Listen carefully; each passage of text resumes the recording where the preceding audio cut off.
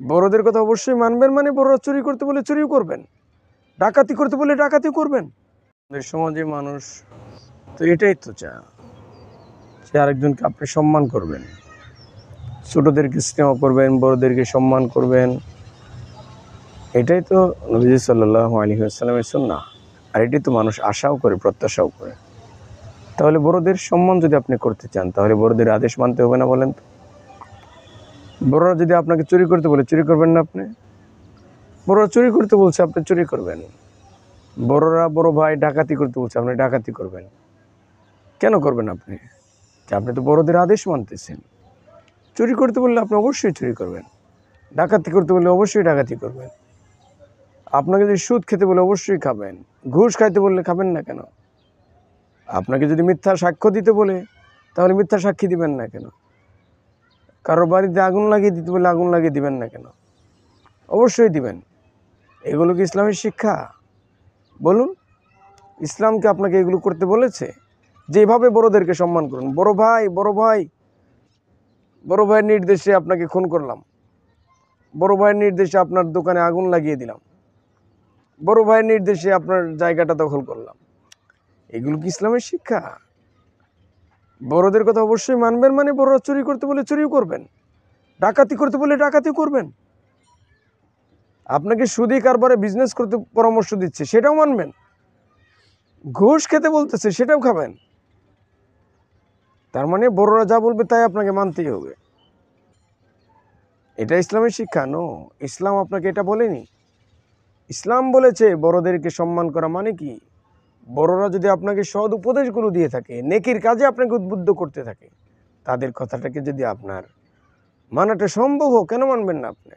এখানে ইসলাম আপনাকে উৎসাহিত করেছে। বড়রা তোমাকে নেকির কাজ করতে বলতেছে, নামাজ পড়তে বলছে, কেন তুমি নামাজ পড়বে না?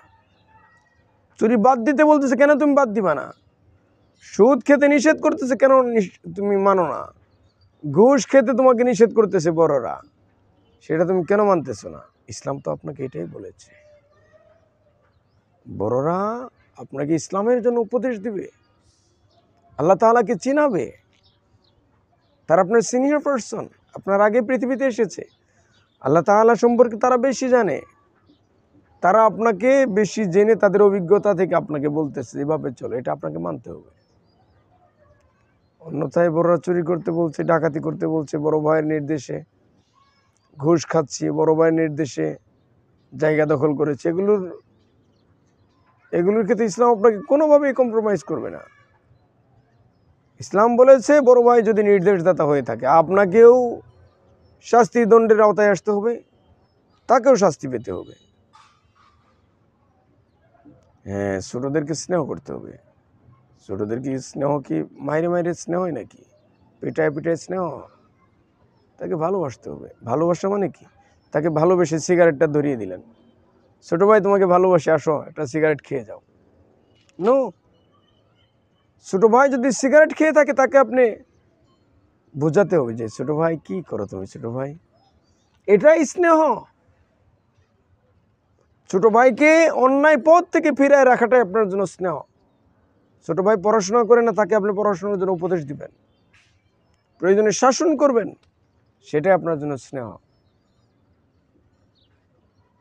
আমাদের সমাজে কিছু মানুষ রয়েছে কিচ্ছু বোঝে না, যারা বলতে চায় যে আপনি বড় ভাই এখানে বসে আছে, ছোট ভাই উঠে নামাজে গেল, কেন যাবে? আমার সাথে বেয়াদবি করলি তুই, আমি এখানে বসে আছি আর তুই উঠে নামাজে গেলি।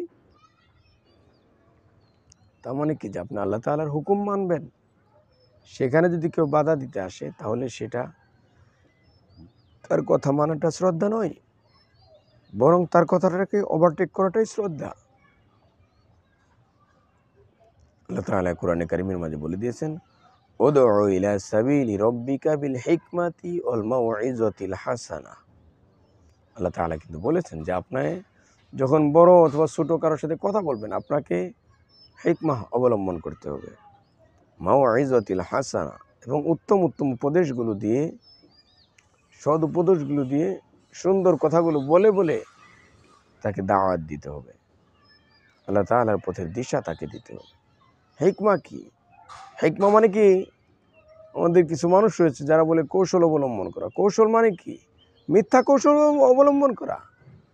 মানুষকে ঠকানো, যে দেখলি আমি কত চালাক, কেমনে তাকে ঠকায় চলে আসলাম, এটাকে হিকমা বলা হয় না?